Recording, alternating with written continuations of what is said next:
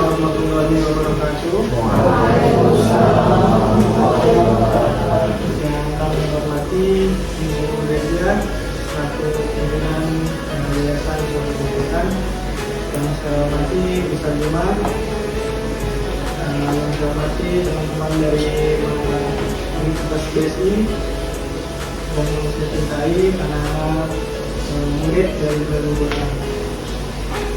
Pada kesempatan kali ini kami mahasiswa dan mahasiswi dari Universitas Informatika akan melakukan kegiatan untuk penyuluhan dalam melengkapi tugas dari mata kuliah yang akan kami jalani.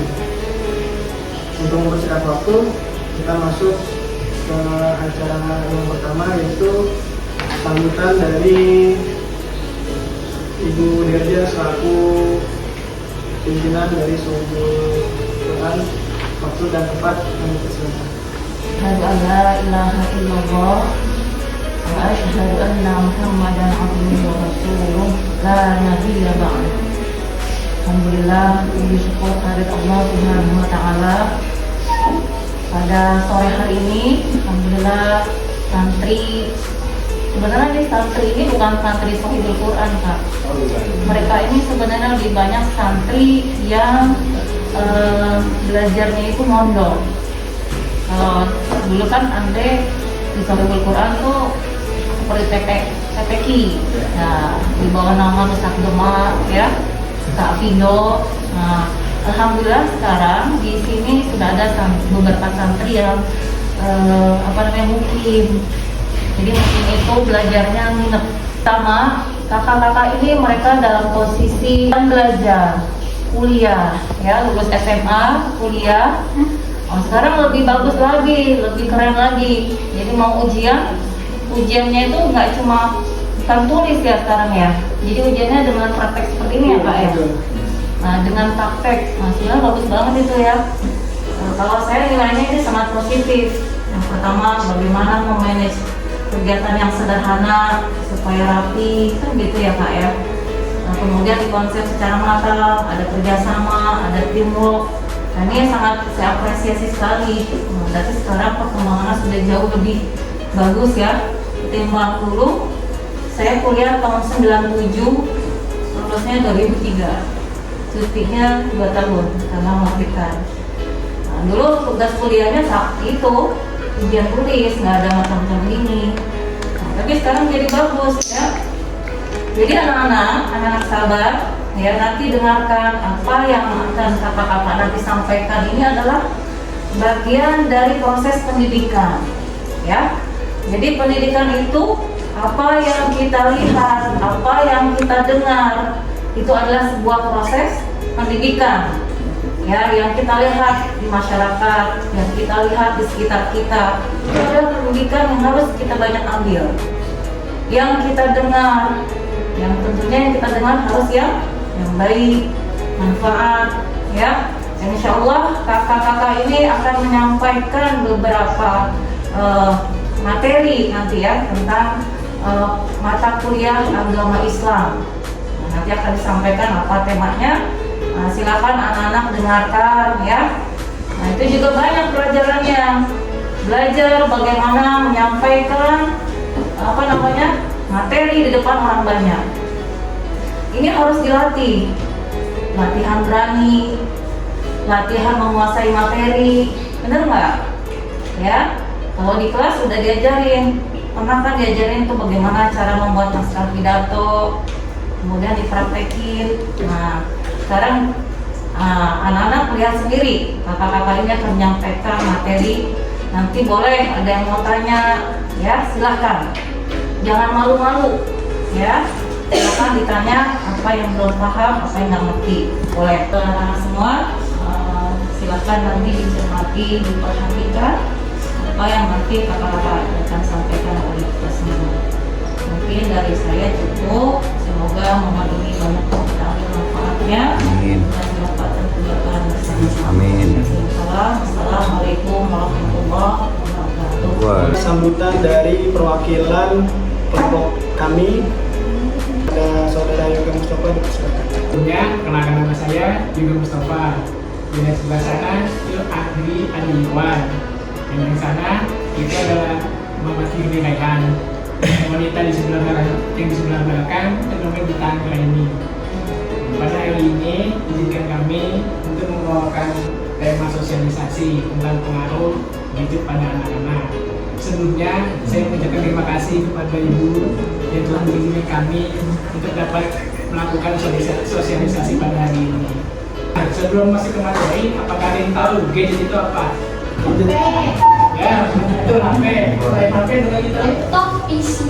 ya, laptop PC.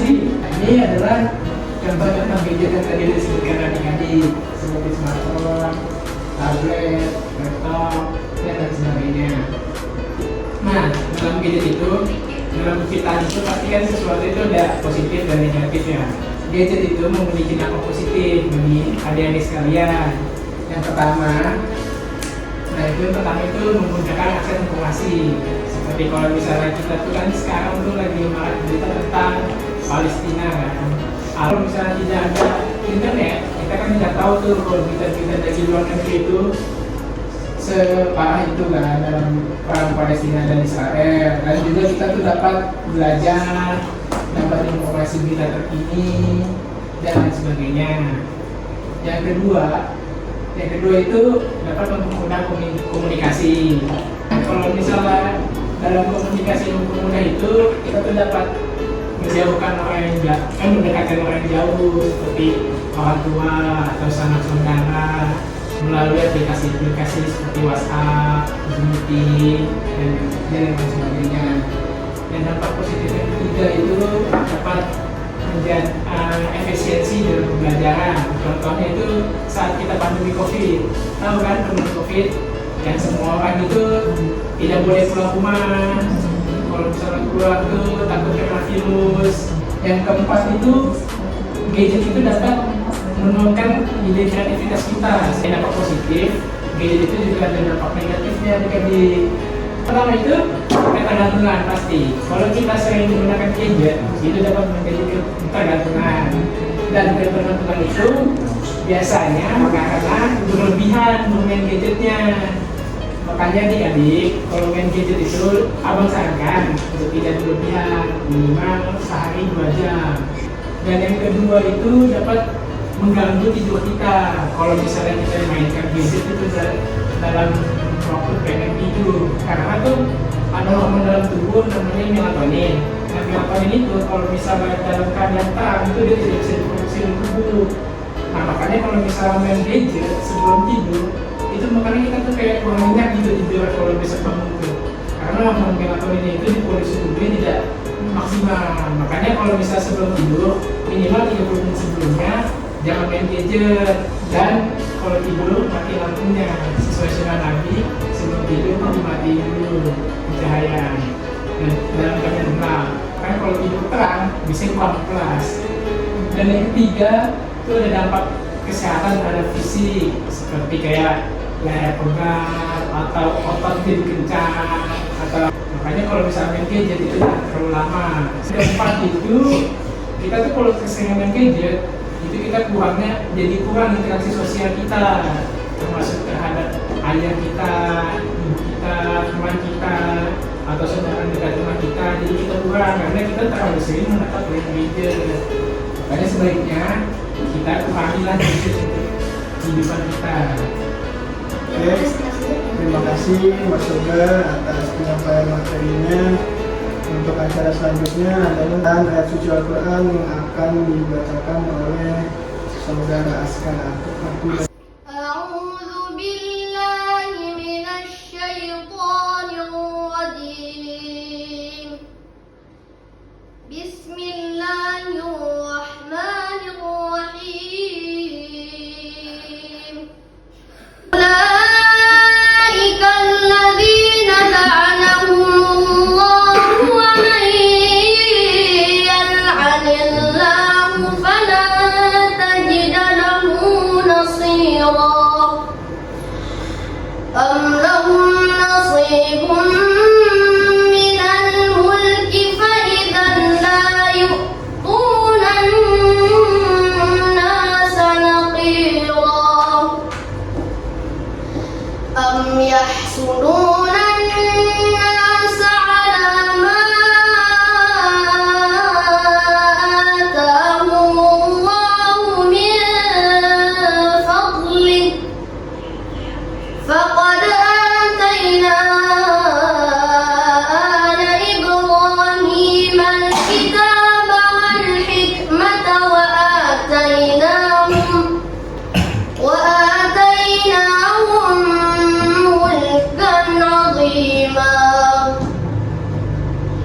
فمنهم من آمن به ومنهم من صد عنه وكفى بجهنم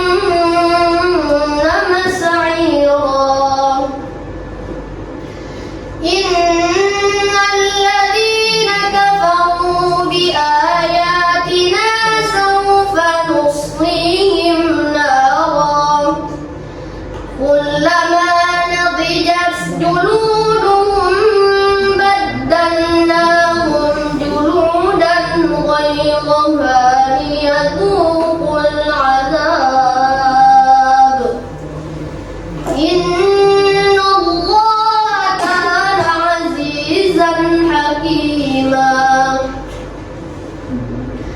والذين آمنوا وعملوا الصالحات سندخلهم جنات تجري من تحتها الأنهار سندخلهم جنات تجري من تحتها الأنهار خالدين فيها أبدا لهم فيها أزواج مطهرة وندخلهم ظلا ظليلا إن الله يأمركم أن تؤدوا الأمانات إلى أهلها وإذا حكمتم بين الناس أن تحكموا بالعدل إن الله نعم ما يعظكم به إن الله كان سميعا بصيرا يا أيها الذين آمنوا أطيعوا الله وأطيعوا الرسول وأولي الأمر منكم فإن تنازعتم في شيء فردوه إلى الله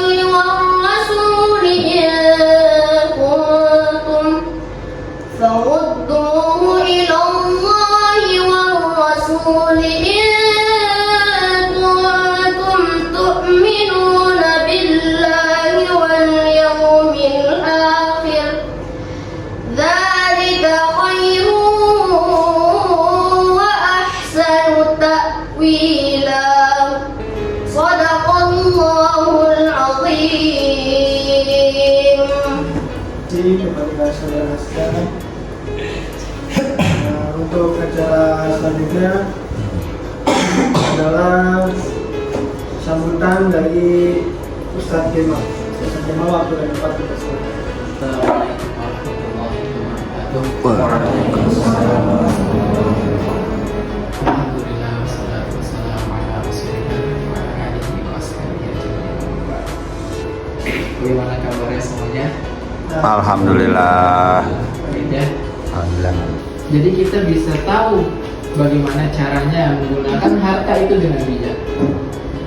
Ada anak yang baru lulus SD, ya, itu sudah matang secara akal, secara pikiran, ya, secara hati. Bukan cuma jasadnya aja yang matang. Biasanya kalau anak-anak zaman sekarang itu biasanya matangnya secara biologis aja, ya, sudah balik tapi masih nggak mau sholat, bener gak? Ya kan? Ya, sudah balik tapi belum ngeh apa tujuan hidupnya. Bahkan kadang ketika udah kuliah juga ditanya mau ngapain habis kuliah nggak tahu, ya. Ada nggak? Ya, banyak. Banyak. Itu belum matang tandanya. Islam itu menetapkan ketika seseorang anak itu sudah balik, maka dijatuhkan namanya taklif. Anak itu sudah kena hukum. Kalau dia meninggalkan sholat, dia berdosa. Ya. Kalau dia mengerjakannya, dia mendapat pahala. Sudah terbebani sama syariat. Maka dari itu seharusnya kita itu sudah matang, sudah rusda sebelum kita balik. Zaman sekarang, ketika kita sudah balik, kita belum matang. Pengaruh lingkungan, pengaruh gadget dan sebagainya tanpa teman-teman sadari, ya. Ini itu juga bagian dari Ghazul Fikri, namanya perang pemikiran yang diciptakan oleh orang-orang barat, betul, untuk merusak kita. Karena mereka tahu kita orang Islam kalau diajak perang, ayo, ya, kita siap biasanya. Tapi kalau secara halus, pelan-pelan dibuat anak-anak itu suka game dan semacamnya, sehingga kita nggak sadar ada serangan-serangan kayak gitu. Bahkan mereka orang-orang barat itu buat pahlawan-pahlawan hayalan, karena mereka nggak punya pahlawan.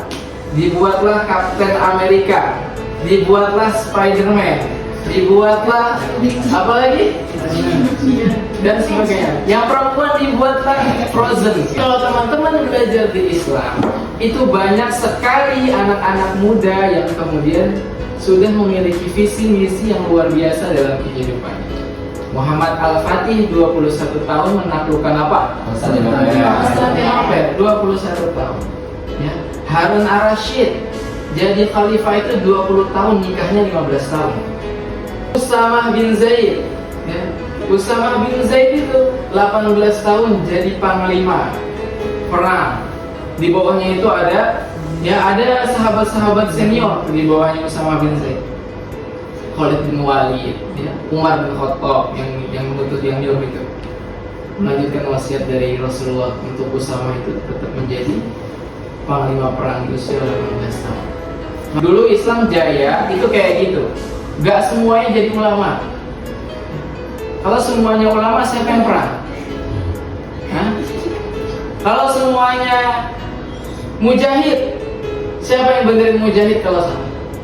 Kalau semuanya dibunuh mau mujahid. Saya kira itu pesan dari saya di akhir acara ini. Semoga itu menjadi semangat untuk diri saya pribadi dan juga teman-teman semua dan juga kakak-kakak semua, biar senantiasa kita mematangkan lagi visi misi hidup kita. Ayo semangat belajar Islamnya, teman-teman semua bagus di pesantren-pesantren. Ya tapi nggak cukup sampai di sini. Yang sudah hafal Quran, tadabburi, belajar tafsirnya dan sebagainya, sehingga Al-Quran itu nggak cuma sampai tengkorak, tapi bisa. Para sahabat Nabi nggak semuanya jadi hafal Quran, nggak. Khalid aja, ya apa? Panglima perang. Bilal azan. Emang mereka hafal Quran 30 juz semua? Enggak. Jadi hafal 30 juz itu nggak wajib, paham? Jangan sampai terbebani. Yang wajib itu kalian jadi muslim yang baik, taat kepada Allah, tidak menyekutukan Allah, masuk surga. Amin. Itu aja dari saya. Aku Muhammad Asmaun. Assalamualaikum warahmatullahi wabarakatuh. Waalaikumsalam warahmatullahi wabarakatuh.